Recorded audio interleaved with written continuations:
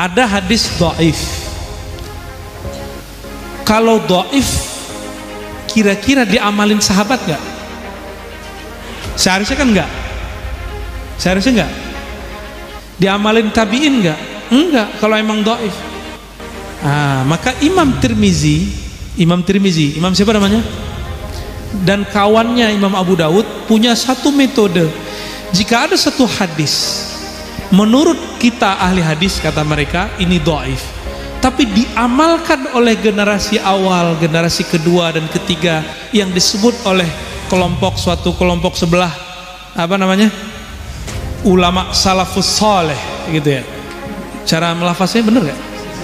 Salafus saleh gitu ya. Kurang fasih. Ini diprotes sama Banser. Kayaknya menyebut Banser pun kurang sahih ini. Bansor.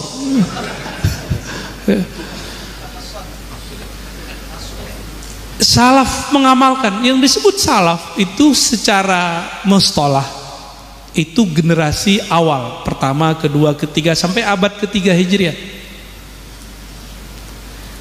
Imam Abu Daud, Imam Tirmizi mendapati ulama sebelum mereka dan generasi sebelum mereka, kalau ada orang meninggal baca Yasin.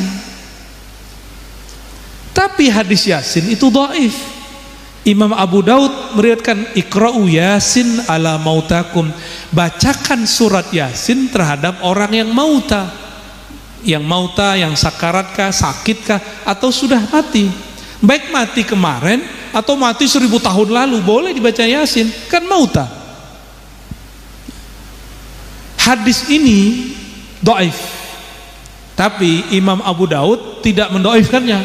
Pinteran kita apa Abu Daud? Imam Abu Daud ini seperguruan sama Imam Bukhari. Beliau berdua ini ngaji kepada Imam Ahmad bin Hambal. Ahmad bin Hambal berguru ke Imam Syafi'i. Kata Abu Daud, jadi Abu Daud ini nulis kitab ke Mekah. Sampai di Mekah, orang Mekah nanya, emang dari dulu orang Mekah nggak banyak nulis kitab kecuali pendahulunya, ya, Al-Humaidi. Kata orang Mekah, Abu Daud, kirim surat, hai Abu Daud, apakah di dalam kitabmu ini semuanya sahih?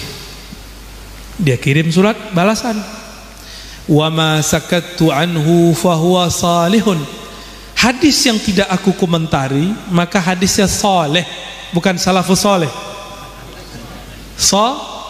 Jadi hadis itu enggak hanya hadis sahih, ada hadisun salihun. Ini mustalah ulama salafus saleh. Sekarang kan enggak ada orang pakai begitu. Yang ada apa? Santri NU soleh gitu ya, atau namanya solikun. Ya, soleh-solikun ya. Tapi soleh artinya relevan untuk diamalkan, itu arti soleh. Ini Imam Abu Daud loh yang ngomong. Imam Abu Daud ulama salafus soleh, lebih pinter dari imam-imam yang sekarang, ya. Apakah Albani, apakah Bin Bas, nggak ada apa-apa, ya. Abu Daud langsung ketemu pendiri mazhab. Kata beliau, yang tidak aku komentari riwayatnya maka boleh diamalkan, bagus diamalkan. Kami ceklah ini hadis.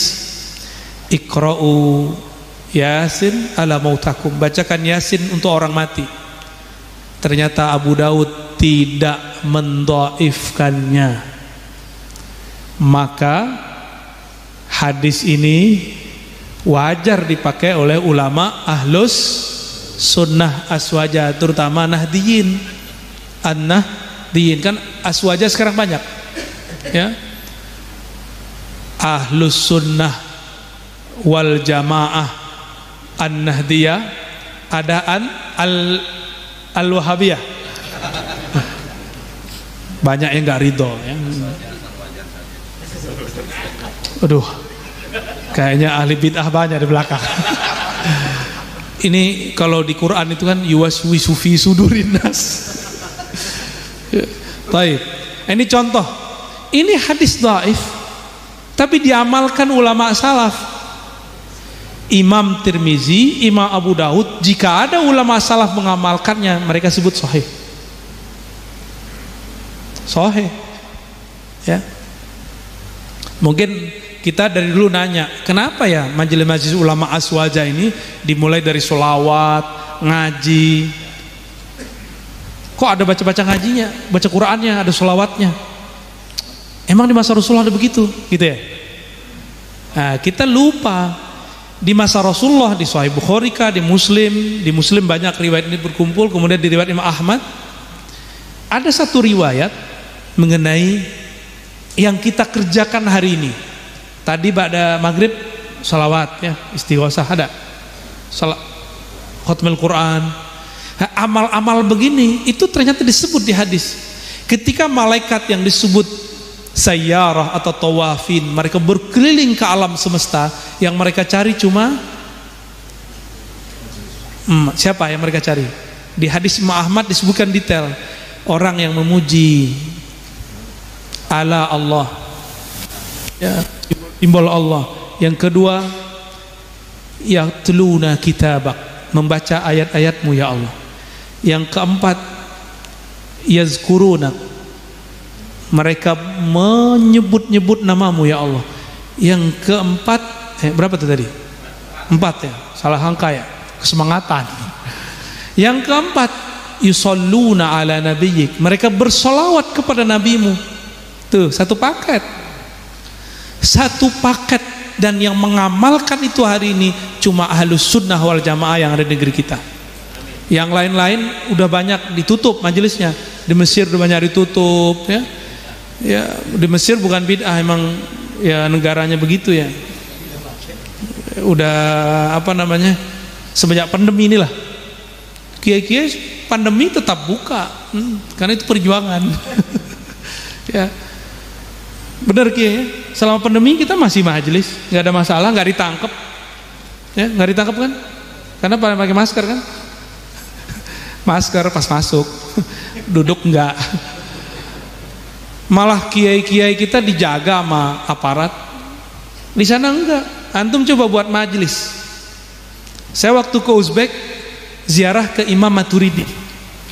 Jadi kita kan akidahnya Asy'ariyah Maturidiyah, Ahlussunnah wal Jamaah. Alhamdulillah saya baca Yasin di sana, dan itu baca Yasin paling nikmat yang saya baca seumur hidup. Sampai hari ini belum pernah baca surat Yasin senikmat baca surat Yasin di makbarahnya Imam Abu Mansur Maturidi di Samarkand. Ya. Gaetnya kita udah nyampe malam. Kata orang kampung, exit. Bisa bahasa Inggris juga orang sini. Kita ngomong bahasa Inggris nggak bisa dia. Bahasanya bahasa Tajikistan. Saya bilang, tenang, walinya udah nunggu. Saya bilang gitu udah. Kita juga bingung walinya siapa. Kita patihain aja, patihain terus. Bener, saya sampai di gerbang sudah ada yang nunggu. Udah dikunci, udah digembok. Udah tengah malam kita datang. Kata dia, saya kan pakai kopi hitam. Antara Rais Safar. Padahal bukan. Saya bilang naam. Padahal Raisnya di belakang. Yang penting bisa masuk. Ya. Masuklah kita. Ketika masuk, bahasa Arabnya cakep sekali ini orang. Saya tanya, ente punya majelis nggak? Jamaahnya banyak nggak? Dia bengong sama kita. Ente apa-apaan sih? Kami di sini ngumpul 5 orang, tangkap. Ngajar harus izin dari pemerintah. Nggak dapat izin pemerintah, bubarin. Begitu. Coba kiai-kiai ini mana mau di sertifikasi ustadz, nggak mau. Kecuali ada warna apa ya, ada angka-angkanya, pasti mau ya. Nggak bakal mau. Kiai-kiai itu akan terhambat ketika mereka dikasih sijil ya. Tuh kan, baru ada yang ngomong mau atas ada rekeningnya ya. Ini negeri alhamdulillah kita bersyukur sekali ya, alhamdulillah. Ulama salafus soleh amalannya dulu seperti yang kita amalkan hari ini, baca Quran, sholawat berjamaah, zikrullah berjamaah, ya, muji-muji Allah, kajian-kajian, membaca ayat suci. Nah, ini yang kita lakukan, ya. Dan ini berkah dari Allah Subhanahu wa taala. Barangkali inilah asbab kenapa negeri kita, ya, Covid begini, Indonesia termasuk negeri paling santuy ya. Inflasi nggak begitu, tahu inflasi nggak? Kalau orang Sunda kan inflasi, resesi nggak begitu, santai aja. Covid nggak covid, solar udah naik, mobilnya ganti aja. Menghajib, negeri ini ajib. Allah berkahi, alhamdulillah rabbil alamin. Dan saya yakin ini berkah. Dulu ulama kita baca Yasin, baca Quran, baca sholawat di negeri ini. Tanah ini diberkahi. Ya. Baik.